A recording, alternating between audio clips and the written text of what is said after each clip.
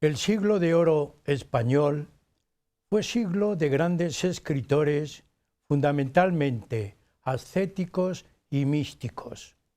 Utilizaron todos ellos la poesía para expresar la nobleza del alma. Uno de estos escritores fue Juan de Yepes, conocido como San Juan de la Cruz. Monje carmelita, tuvo relación con Santa Teresa de Jesús, fue un monje reformador, pero también perseguido. Fue uno de los grandes escritores de ese siglo. Podríamos decir que es el gran personaje que utiliza la poesía, el ritmo poético, como lenguaje místico. Siguiendo a Menéndez Pelayo, dijo una frase preciosa para definirle. Su poesía era angelical, celestial y divina.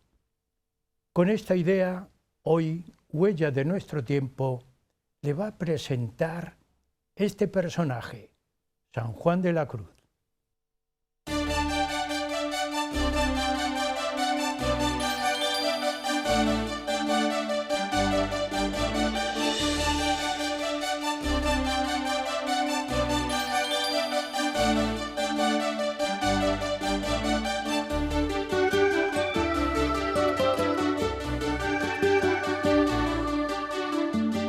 San Juan de la Cruz, místico, como decía anteriormente, Menéndez Pelayo lo definió, un poeta que tenía una poesía angelical, celestial y divina.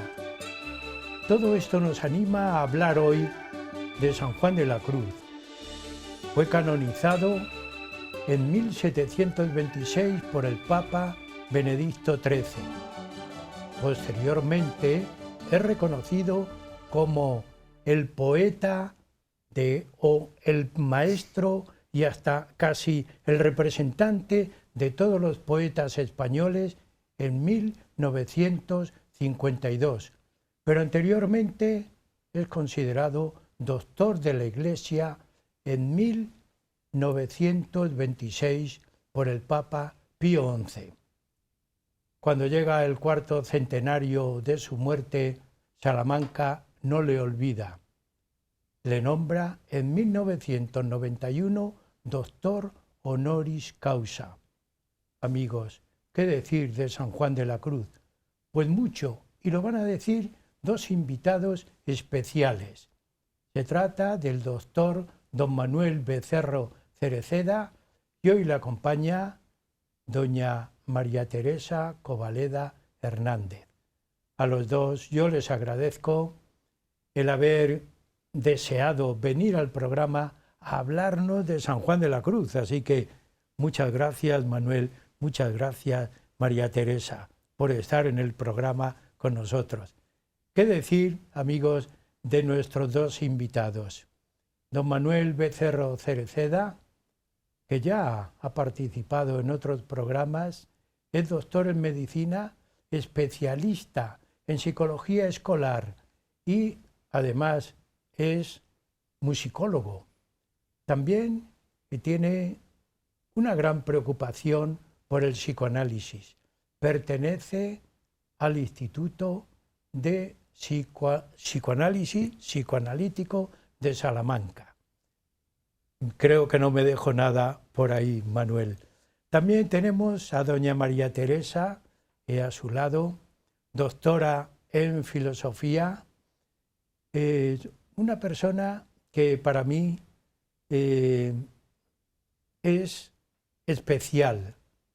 Es especial porque es la directora del aula mística, y hoy vamos a hablar de misticismo, del aula mística de la Fundación Santiago Pérez Gago de Salamanca.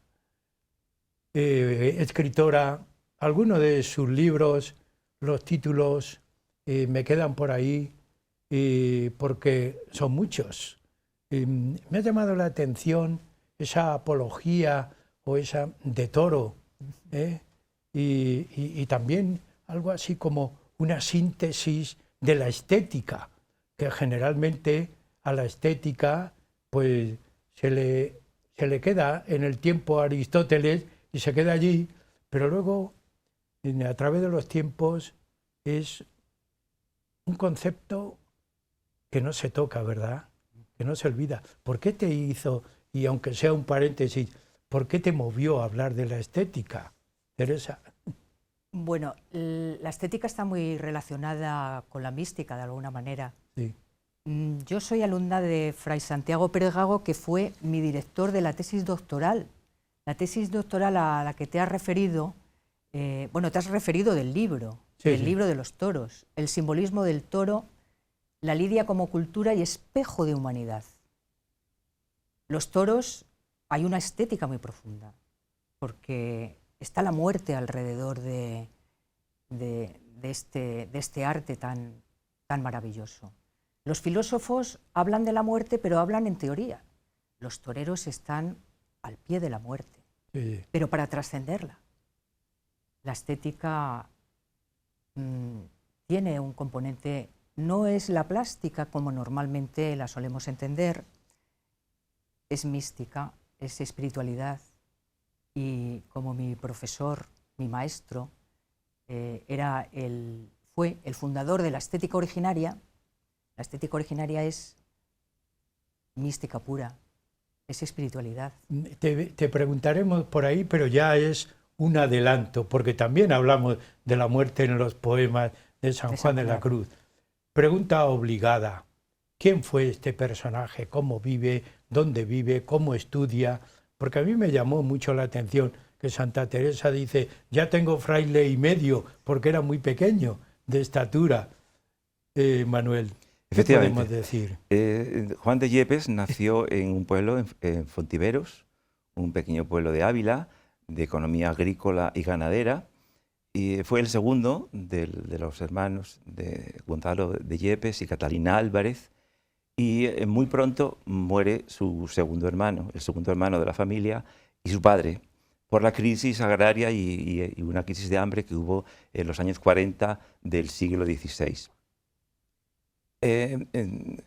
Estudiaba en las instituciones de caridad, en la escuela de niños de la doctrina, ayudaba a misa y pedía limosna y en condiciones de extrema pobreza. De ahí la desnutrición infantil hace que su talla sea pequeña y por eso dice Santa Teresa que tenía fraile y medio. Entonces estudia en ese instituto, en esa institución de caridad, y eso le salva del alfabetismo, que era una habitual en toda la época esa. Y a los 21 años le entra la vocación de sacerdotal, mística, como persona más bien contemplativa. Ingresa en los carmelitas de Medina del Campo y posteriormente se traslada a Salamanca en el 1564 a 1567 y para hacer la licenciatura en arte. Se ordena sacerdote en 1567 y ese mismo año es cuando conoce a Teresa de Jesús en Salamanca y con ella inicia la fundación y la reforma de la orden carmelita, que le quería dar un aspecto más primitivo, más anacoreta y más místico.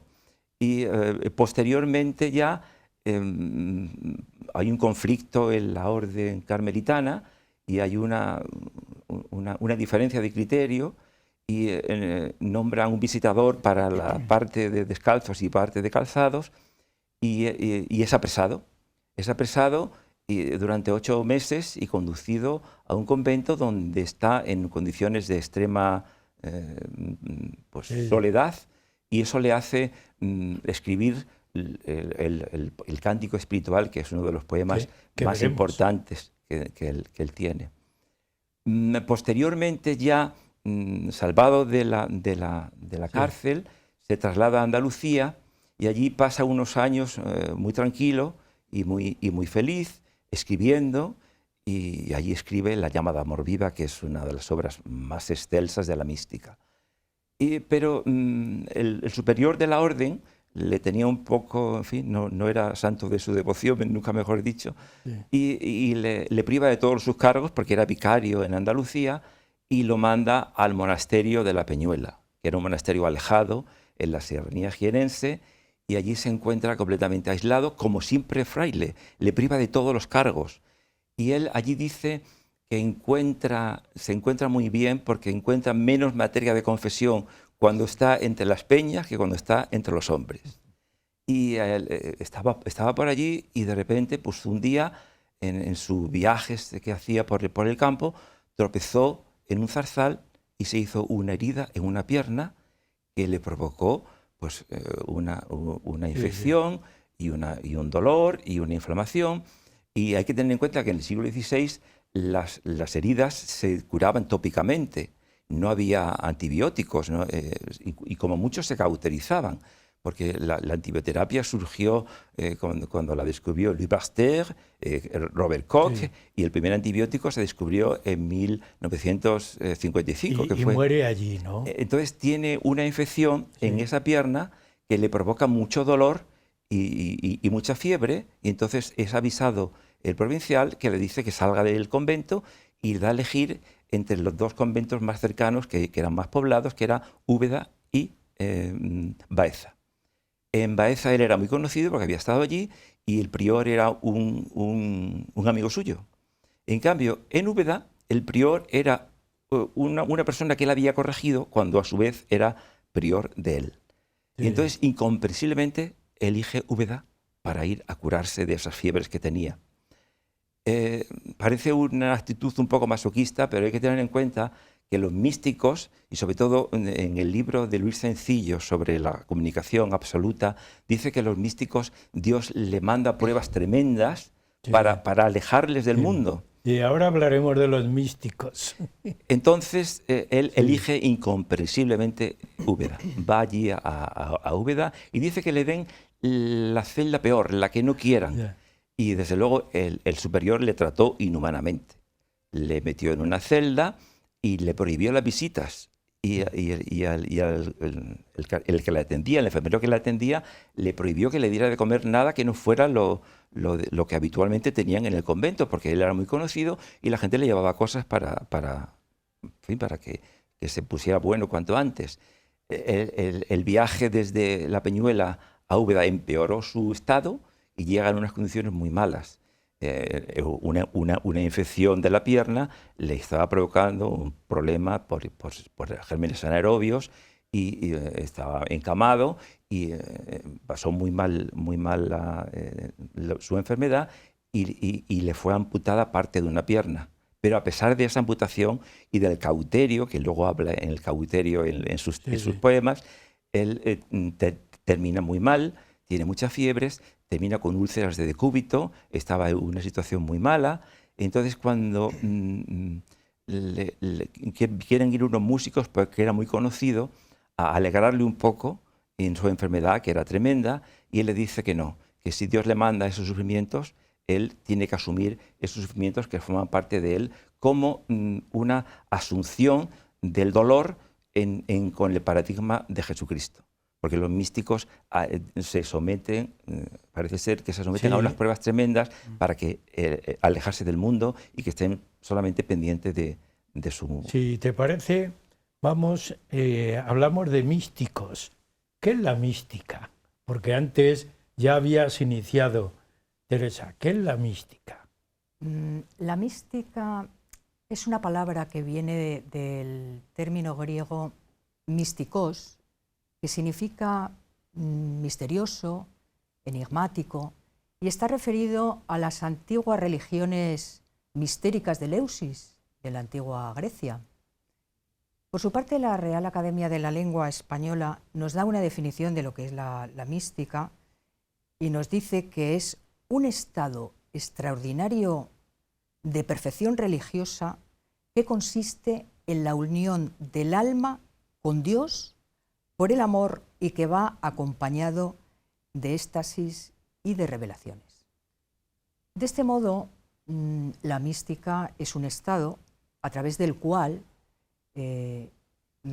a través de la gracia de Dios, porque es una gracia de Dios, el alma llega a experimentar un sentimiento espiritual que está por encima de los sentidos y del mundo. Es un estado que es una gracia de Dios. No se puede, tiene que ser uno, digamos, elegido, no Sí, cualquiera, aunque esté orando constantemente. Es una gracia de Dios. Aunque sea brevemente, porque continuaremos con la mística, es encarcelado en Toledo y vive en Toledo brevemente porque tenemos que hablar mucho de mística. Bueno, había un conflicto en la orden carmelitana y la reforma era apoyada por el rey Felipe II, en cambio los calzados eran apoyados por el Papa. Entonces, en ese conflicto es apresado junto con su compañero Germán de Santo Matías en diciembre y traído aquí a Toledo en mulo.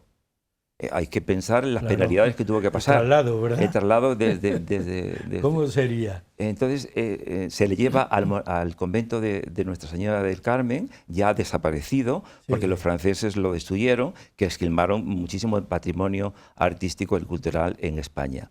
Entonces allí es sometido a un juicio para que se retracte de su reforma. Y él estaba muy seguro de lo que quería y no quiere retractarse. Le ofrecen prioratos, le ofrecen hasta una cruz de oro para que renuncie. Pero logró escaparse, porque ahí hay un poco sí, de leyenda, ¿no? Logró escaparse porque su compañero se escapó.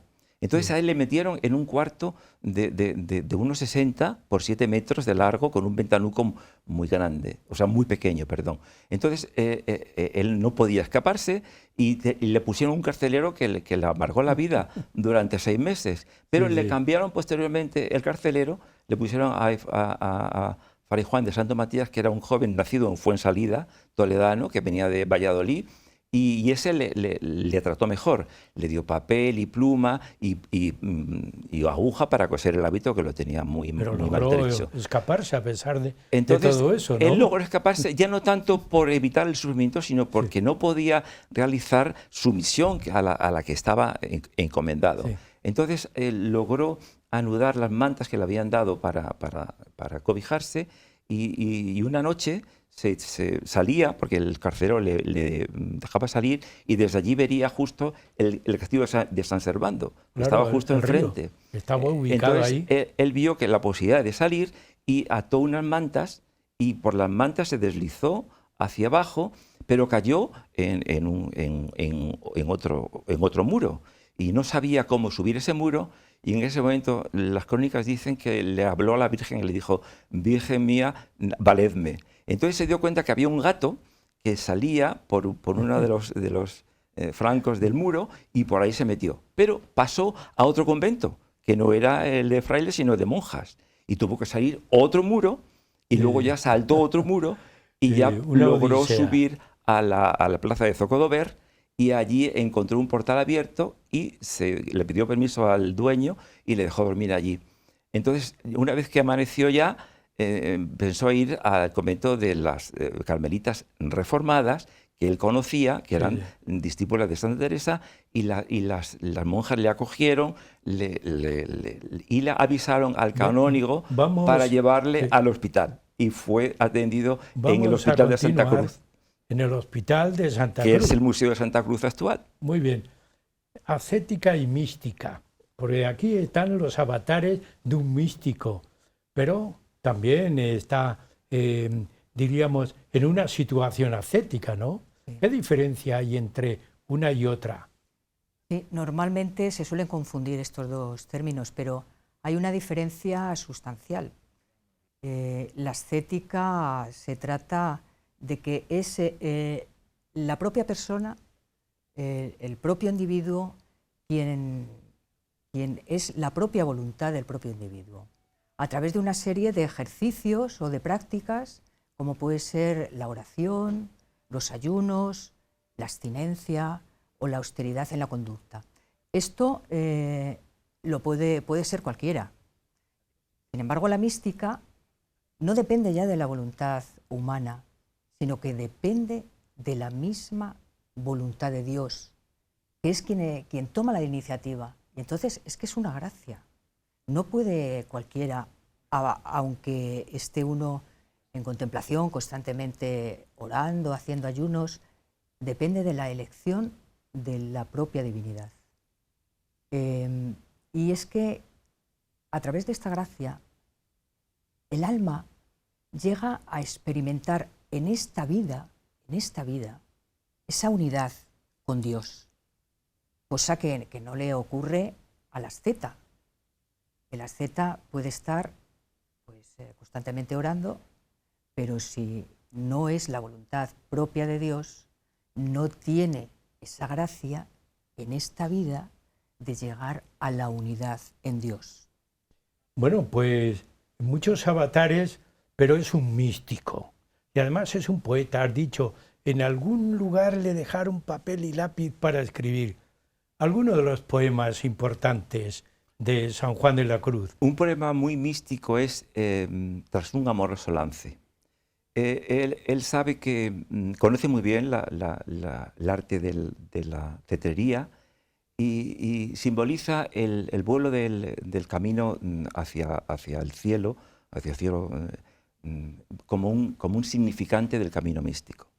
Entonces, se da cuenta que las águilas suben y cuando llegan arriba se ciegan de la distancia tan tremenda que tienen hacia el sol. Entonces se ciegan y tienen que retroceder hacia abajo para recoger, para que no se deslumbren y volver a subir después. Entonces él hace el poema con una libertad absoluta y entonces vuela hacia Dios. Él es un significante del camino místico. Ya también Fray Luis de León dice, déjame que vuele a ti, en la Oda Décima. Entonces él era una persona muy culta y había leído mucho a García Alonso de la Vega, el Cartel de los Cantares y Fray Luis de León. Entonces, en este poema habla de cómo, tras un amoroso lance y no de esperanza falto, volé tan alto, que le di a la caza alcance. Hay un momento en que, como pasa con los humanos, hay un momento de desesperación en el que no se ve. Entonces él lo asimila al vuelo del águila, retrocede, pero vuelve con más impulso otra vez. Igual que también el vuelo del halcón, que es de la misma manera, él sabía que era así, y el poema está construido con arreglo a eso. Y con la esperanza de ver a Dios, aunque momentos no le pueda llegar a ver, él sigue, como cuando dice que en la noche, en la fuente que es de noche, pero en la oscuridad, y eso está muy presente en sus poemas, ve la luz y sigue y encuentra a Dios al final del poema. Y siguiendo ese camino, María Teresa, ¿cuál es el camino que siguió San Juan de la Cruz y que sigue un místico? El camino del místico. Los tratadistas establecen 3 vías, que son las etapas que va discurriendo el alma del místico. La primera etapa es la vía purgativa, que sería la etapa ascética. El alma se purifica dolorosamente, porque es dolor lo que siente anímicamente el asceta en ese momento, se purifica de todas sus imperfecciones. En la segunda vía es la vía iluminativa. El alma ya está purificada de sus imperfecciones y comienza ya a recibir una serie de dones del Espíritu Santo y a vislumbrar la presencia de Dios. Luego la tercera vía es ya la vía definitiva, es la vía unitiva. Es cuando el alma del místico llega a esa unidad en Dios y llega a esa unidad en Dios y es cuando en ese momento el alma siente una honda experiencia que está más allá de los sentidos y es lo que se llama, le embarga al corazón, le embarga el gozo, es lo que los místicos en ese momento se llama el éxtasis místico. Y está solamente, pues, es Dios quien le da esa gracia solamente en esa vía. Es Dios quien elige. Quien elige, quien elige. O sea que ese es un concepto, perdón, y que está unido a ese proceso místico, a ese recorrido. Sí, está unido porque es el viaje definitivo, el momento definitivo es esa etapa de unidad. Y si no es gracias a la voluntad de Dios, nos podemos quedar en fases anteriores, cuando es el propio sujeto, la propia persona, quien decide a través de la accesis si hace más o menos oraciones. Pero la fase final, que es la etapa de la unidad, es la propia divinidad quien elige a la persona. Es decir, que recorriendo estas tres etapas, el alma del místico se transforma. Todo lo que hemos escuchado a Manuel de toda esa problemática de vida que tuvo San Juan de la Cruz, porque todo es un problema, y además es como si fuera elegido por Dios para hacerle sufrir previamente. Está eso tan expresado en su vida como acabas tú de indicarnos en esas tres vías. Yo creo que está expresado lo que nos ha dicho el doctor Manuel Becerro, lo mal que lo pasó, todos esos avatares, todos esos sufrimientos. Digamos que eso es las pruebas que Dios le está poniendo, porque hay que llegar al dolor. El mismo Jesucristo tiene que pasar por la cruz para llegar a la luz. Y es lo que hacen el místico. El místico pasa por esa cruz para llegar a la resurrección y a la luz. Y el místico lo pasa en esta vida. Para llegar a la unidad en Dios es necesario la cruz. Para llegar a la luz es necesario ese trance del dolor al gozo, que es el éxtasis místico. Claro, es un proceso complejo, complicado y de elección divina. Pero a pesar de eso, que ya en la segunda parte lo veremos, San Juan de la Cruz lo asume y lo expresa, lo manifiesta en sus escritos. Es un camino de expresión, hay otros caminos, ¿no? Pero en los místicos esa es su expresión más, diríamos, más adecuada. Claro, normalmente eligen la poesía, porque se están refiriendo a una experiencia inefable. Y el lenguaje cotidiano, que es un lenguaje racional, pues no puedes expresar lo que es una experiencia sobrenatural, no lo puedes expresar a través de ese lenguaje racional. Por lo tanto, tienen que acudir a lo que es el poema, donde están los símbolos. Más allá de los signos del lenguaje, el símbolo está una cosa y al mismo tiempo la contraria. Está la luz y la sombra al mismo tiempo. Sin embargo, una palabra no. Una palabra del lenguaje está delimitada a la definición. El símbolo va mucho más allá. En el símbolo está todo, incluido, excluyéndose. Bien, llegamos a la mitad del programa, pero todavía tenemos mucho que hablar de San Juan de la Cruz. Un descanso y seguimos. Amigos, el programa Huellas de Nuestro Tiempo, que hoy está hablando de San Juan de la Cruz, va a hacer un pequeño descanso y seguiremos con ustedes.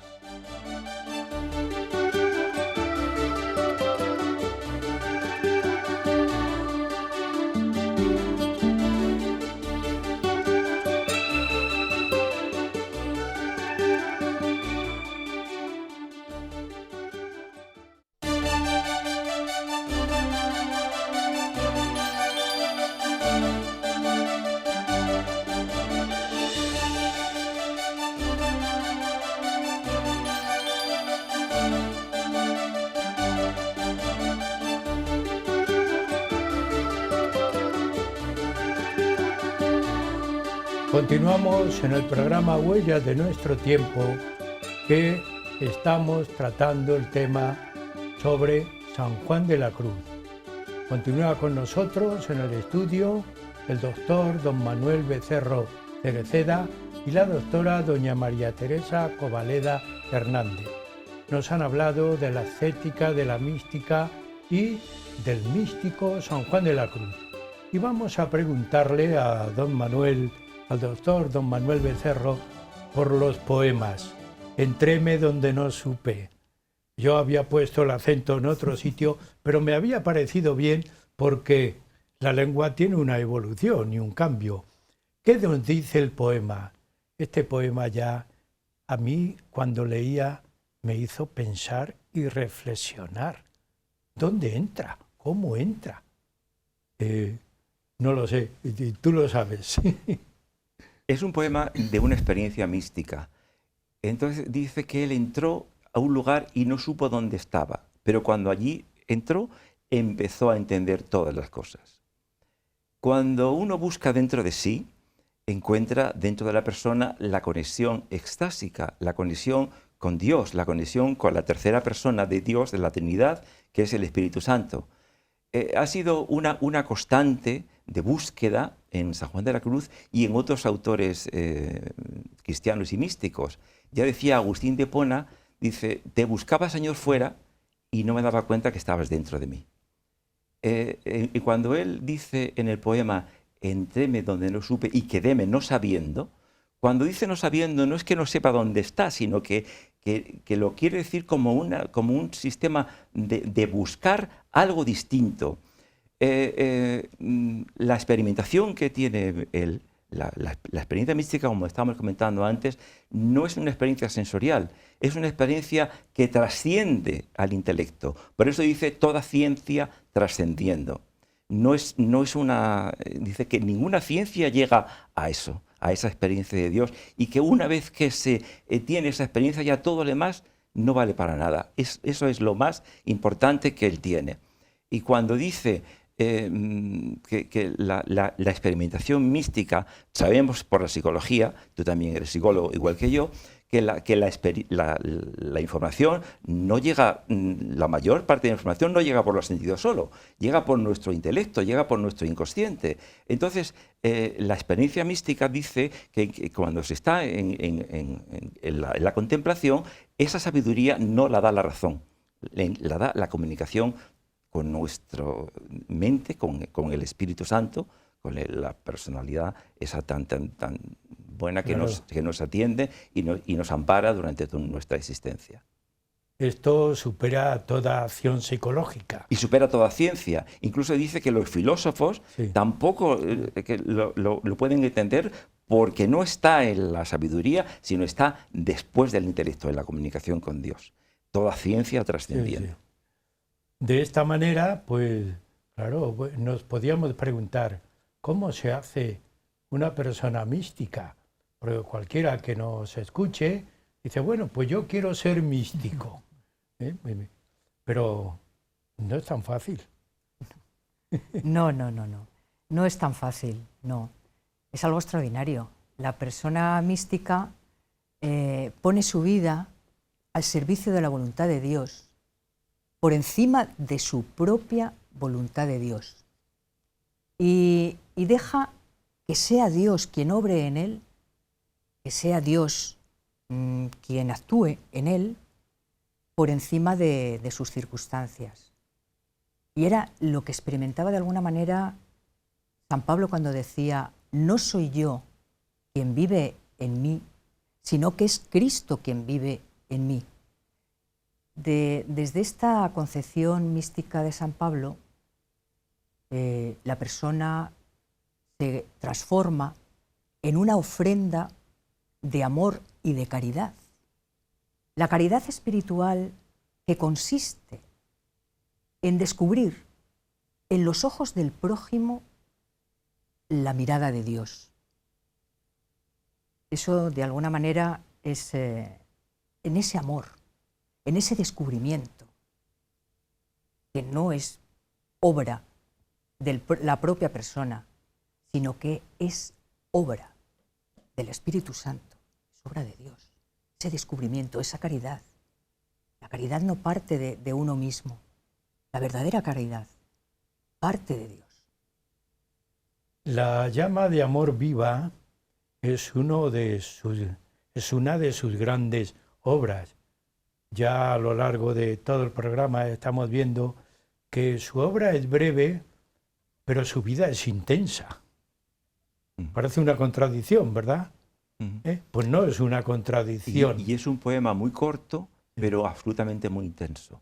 Explica el ser y la trascendencia del ser humano. Psicoanalíticamente sabemos que el centro de la persona es el yo, y es el que tiene que gobernar la existencia del hombre. Entonces comienza Llama de amor viva, dice: oh llama de amor viva, que tiernamente hieres de mi alma en el más profundo centro. La llama de amor es una metáfora. La llama es el Espíritu Santo, que es la persona que transforma al ser humano y le acompaña en su existencia.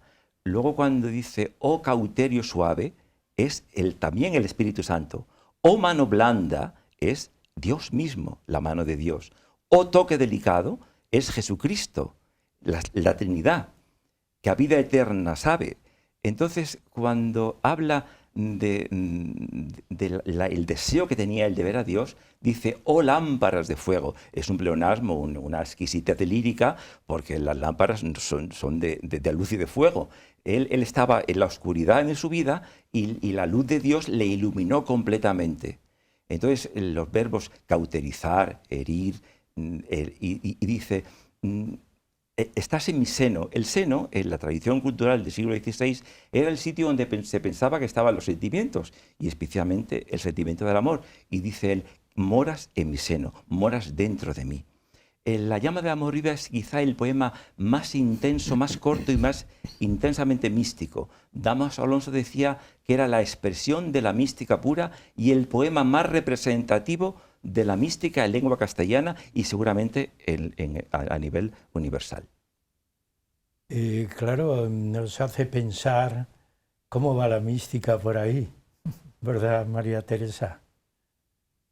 ¿Y qué podemos decir después de escuchar estos versos? No son accesibles a cualquiera estos versos. Uno tiene que estar preparado de alguna manera estéticamente o tener esa sensibilidad para poder apreciar todo el fondo que hay en la mística de San Juan de la Cruz.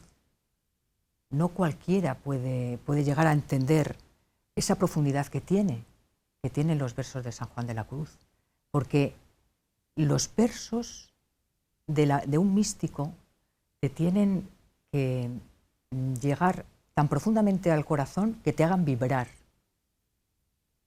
profundamente y sentir cerca del... No podemos llegar a lo que sintió San Juan de la Cruz, pero nos podemos quedar muy cerca, muy cerca. Y podemos saber la dimensión de lo que es la mística a través de los poemas de los místicos, sobre todo del gran místico que está por encima de todos los demás místicos renanos, de la mística renana, de la mística alemana, porque es lírica pura, los versos de San Juan de la Cruz, que nos llevan el alma más allá de los sentidos, más allá de la racionalidad. Tiene que ser a través del corazón, cuando podemos disfrutarlos, a través del corazón, porque la razón no somos capaces de llegar. Es que esto a mí me hace pensar y reflexionar el camino, la enseñanza. Es una enseñanza individual, específica, yo casi diría como esa trilogía que yo utilicé muy al principio, angelical por un lado, celestial por otro y divina por otro. Eso es muy difícil de asimilar, ¿verdad, Manuel? Sí, realmente. Pero el lenguaje del místico es un lenguaje que es difícil de expresar porque sus experiencias son muy difíciles de comunicar. Entonces San Juan de la Cruz utiliza el lenguaje por analogía. Ya sabemos que la analogía lo que es lo mismo, pero no tiene nada que ver, pero sí es lo más parecido para que se entienda. Entonces, por ejemplo, el Cántico Espiritual, que es el poema más complejo y más largo y mejor estructurado que tiene, expresa eso como la relación que hay entre un hombre y una mujer enamorados, que es la experiencia mejor que tenemos los humanos. Entonces, eso lo lleva él al cántico y tomando el personaje femenino como el alma y el personaje masculino como Dios, recrea un cántico en el que comunica las vías que tiene el místico para llegar a la plena unión con Dios. Entonces, el cántico espiritual es lo más bonito de la lírica universal, porque cuando se lee sin las claves místicas, pues es la relación entre un hombre y una mujer enamorado. ¿A dónde te escondiste, amado, y me dejaste con gemido? Como el ciervo huiste, habiéndome herido. Entonces, es la relación entre una cazadora y el ciervo. Entonces, se ven por primera vez y se utiliza la erótica renacentista, como explica según la erótica renacentista en el Renacimiento, cuando dos personas empataban, se miraban, si las dos se empataban y se comunicaban, muy bien, pero si una no le gustaba a la otra, se quedaba herido, entonces quedaba llagado en su ojo y quedaba hueco para siempre porque la otra persona se había llevado su alma. Entonces eso lo utiliza San Juan de la Cruz diciendo que se sentía herido porque quería buscar a Dios. Entonces, en carrera desordenada, va por el monte buscando y encuentra los rastros de Dios, el prado de verduras, de flores esmaltado, encuentra los planetas que le hablan de Dios y es un cántico absolutamente estupendo, genial, porque ella que estaba herida, la cazadora, y quiere encontrar al amante que es Dios, hay 41 sílabas de una belleza inconmensurable, porque se llega a una fuente y dice: oh cristalina fuente, si en esos tus semblantes plateados formases de repente los ojos que tengo en mis entrañas dibujados, y en ese momento aparecen los ojos de Dios en el estanque, y ella los ve y dice: oh, amado, voy de vuelo. Y entonces se transforma y el cántico, que aunque parece una lírica entre un hombre y una mujer, de repente él vuela hacia Dios. Entonces esa es la piedra de toque del barroco castellano.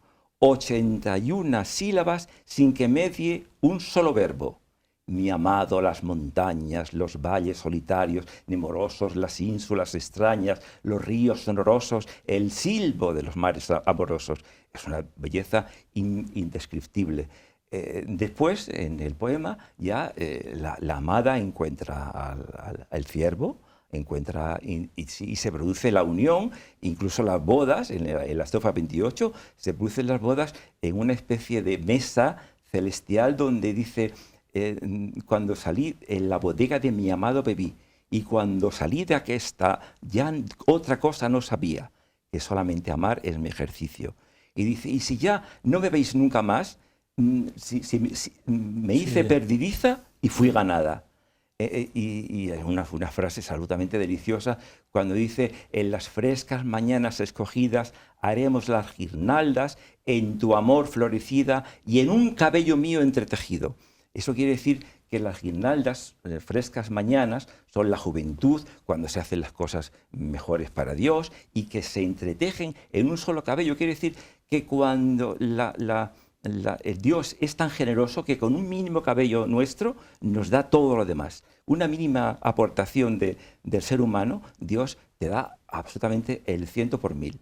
Entonces termina con una descripción absolutamente preciosa, el cántico espiritual, con la unión perfecta de ese alma con Dios, que es un poco la unión del enamorado con la enamorada cuando se encuentran y dice que su lecho está lleno de rosas y de oro, una cosa preciosa. Es decir, escuchando eso y leyendo, porque nos animamos a leerlo, no nos extraña que utilicen estos términos el esposo y la esposa. Es decir, está, ¿verdad, María Teresa?, utilizando, como tú hablabas antes, un camino elevado, pero también utilizando la terminología humana. Claro, pero... La expresión humana. Sí, sí. Pero es que, claro, lo más profundo de la mística es el amor. Es de lo que se trata y es lo inefable. el amor de Dios es inefable. Y entonces, ¿qué hace el místico? También el Cantar de los Cantares, digamos que es la versión en la que se basa San Juan de la Cruz para el cántico espiritual, y también es esa unión entre el esposo y la esposa a través del amor. Es fundamental el amor porque es el principio de todo y el final de todo. Pero se trata en la mística se trata del amor de Dios, que es el amor perfecto. El amor perfecto, el amor de Dios. Claro, estamos en un camino que se nos escapa a la mayoría de las personas, porque todo, ¿verdad?, que ocurre, Manuel, que siempre queremos poner los sentidos como, es algo así como si dijéramos, todo proyectado bajo este panorama, porque es el panorama que dominamos. Claro, esto nos hace pensar que el místico es un elegido, que el místico se eleva de lo terrenal, que el místico está en otra onda, diríamos, y esto es un camino religioso para reflexionar y decir, el hombre tiene que ser religioso por naturaleza. No es así. Además, yo creo que hay más místicos de los que nos parece. Hay mucha gente, como dice San Juan de la Cruz, él se guarda las experiencias para él, pero hay muchos místicos en la vida normal que tienen una relación muy intensa con Dios. Entonces, eso es una constante en el ser humano, y el ser humano se alimenta de Dios. Y el Espíritu, precisamente, es eso, el Espíritu Santo, que es la fuerza neumática. Porque claro, San Pablo habla de fuerza neumática, de la fuerza estásica, porque la Trinidad es precisamente trinitaria, porque así difunde más amor.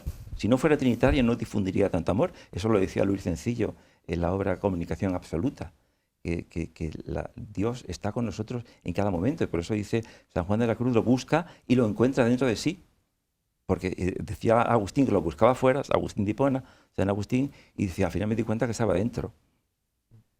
Estamos tratando de todo el contenido de San Juan de la Cruz expresado en estos poemas. ¿Qué nos queda de él, de su obra? Pues queda una experiencia de una persona que vivió muy pocos años, porque se murió a consecuencia de la infección esa que hemos comentado, pero que es la cumbre de la lírica universal y la cumbre de la mística universal. Realmente el siglo XVI fue el siglo de los místicos en España, pero todavía ha habido místicos después, incluso Unamuno se habla que fue posiblemente un místico también importante. Hay una obra que la hemos dejado ahí, pero bueno, en esta última parte podemos comentar sobre la noche oscura.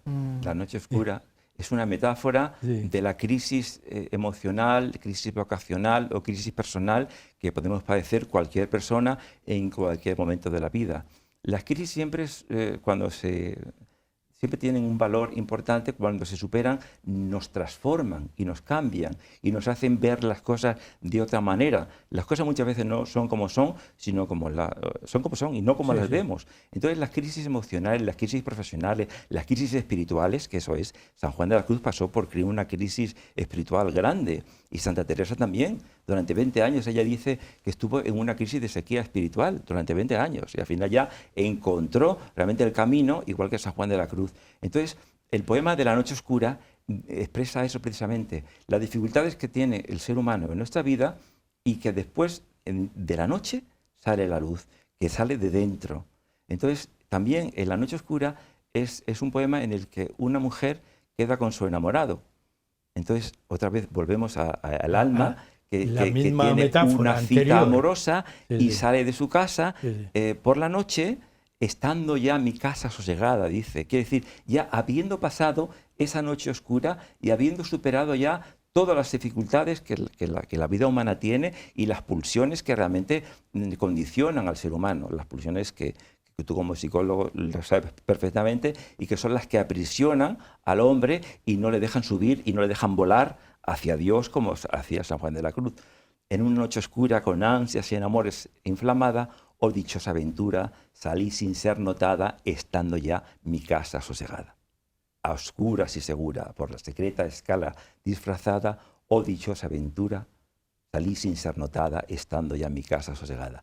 Termina con la unión absolutamente entre el hombre y la mujer, pero que lo utiliza como analogía, en el que queda absolutamente un ambiente místico, con un perfume absolutamente genial, donde los enamorados dan rienda libre a su amor, y termina el poema de una manera preciosa diciendo: quedéme y olvidéme, el rostro recliné sobre el amado, dejando mi cuidado entre las azucenas olvidado. Y yo me he quedado, María Teresa, sin expresiones. Sí.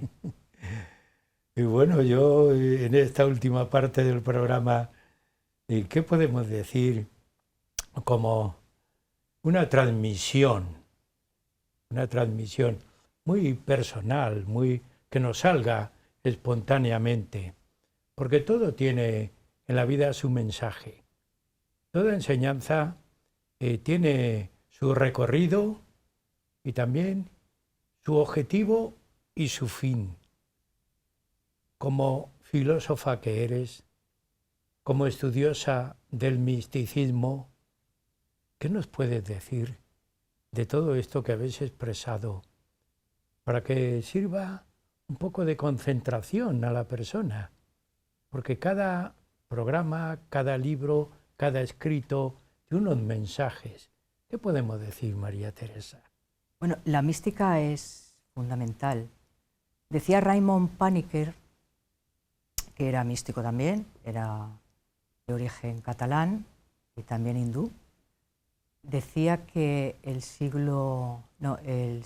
tercer milenio será místico o no será. Por lo tanto, es la mística la que nos va a salvar de todo este mare magnum del mundo que hemos dejado de escuchar porque hay mucho ruido alrededor. La mística, lo que es fundamental, el silencio, para escuchar esa luz. La mística es fundamental porque hay que, al fondo de todas las noches oscuras, hay que encontrar esa luz. Al fondo de todas las ausencias, de todas las heridas, hay que encontrar el valor de la esperanza. Porque en la mística siempre gana el amor eterno, que está por encima de todas las cosas. La mística nos enseña el valor de la verdadera libertad. Nos creemos libres, normalmente, pero estamos esclavizados al mundo. La mística nos enseña que hay que escuchar, hay que contemplar el alma, que es donde Dios habita y donde Dios nos habla. La belleza del alma está ahí, ¿verdad? Está ahí, la belleza del alma. Y psicólogo, médico, psicoanalista, ¿qué le podemos decir a las personas que nos siguen en el programa de todo esto que habéis expresado? A mí me gustaría aprenderme de memoria la llama del amor vivo, pero bueno, intentaré alguna estrofa. Si estuviera aquí José María Gómez, nos hablaría de las estrofas. ¿Pero qué les puedes decir tú? Bueno, realmente el ser humano, estamos en un mundo en el que los problemas son habituales en nuestra vida. Entonces, los problemas no pueden ahogarnos. Tenemos que intentar solucionarlos siempre. Y cuando la mejor terapia, cuando no hay una terapia o no se puede establecer, la comunicación con Dios es a veces una interacción muy interesante, porque Dios hace de psicoanalista. Entonces la comunicación no profunda y real con el Espíritu y con Dios nos transforma. Entonces, igual que transformó a San Juan de la Cruz la comunicación con Dios a través de lo que él llamaba la tercera persona, la llama de amor viva, que tiernamente le Porque él decía, tiernamente ayer es como el cauterio, que decía un cauterio suave. Y cuando él dice, ya te veo, ya te estoy viendo, pero rompe la tela de este dulce encuentro. Estoy tan cerca de Dios, pero no lo acabo de ver. Muchas veces tenemos experiencias que nos hacen estar cerca de Dios y no acabamos de verlo. Pero entonces ahí sí continuamos. Y como él decía, como el águila, cuando tenemos problemas, bajamos un poquito y volvemos a subir con otro impulso e encontramos a Dios. Y cuando el hombre encuentra a Dios, ha encontrado la esencia de su ser. No hay otra cosa más que encontrar. Una vez que los místicos se encuentran a Dios, ya dice, ya no quiero saber nada. Entonces ya San Juan de la Cruz en el poema de Entiérrame donde lo supe, dice, ya con esto ya se acabó todo, no hay nada como esto. Y además dice que la suma ciencia, él decía, es la suma de ciencia, pero aunque es la suma de ciencia, está a disposición de cualquier humano. Y todos tenemos la comunicación, esa wifi que tenemos continuamente y constante, que es el Espíritu Santo, nos comunica con una instancia realmente que nos libera y que nos transporta de este mundo imperfecto a la perfección absoluta y a la luz absoluta. Y me habéis dejado sin palabras los dos. Os agradezco mucho que hayáis estado en el programa, porque hoy, Huellas de nuestro tiempo, sí que puedo decir que le habéis puesto al programa en el auténtico camino, el camino que hay que elevarse para llegar a la unión con Dios. Pues mejor mensaje no podemos utilizar para terminar. Muchas gracias y hasta el próximo programa. Muchas gracias. También a ustedes, amigos, toda la semana yo les digo la misma frase: no nos abandonen, sigan Huellas de nuestro tiempo.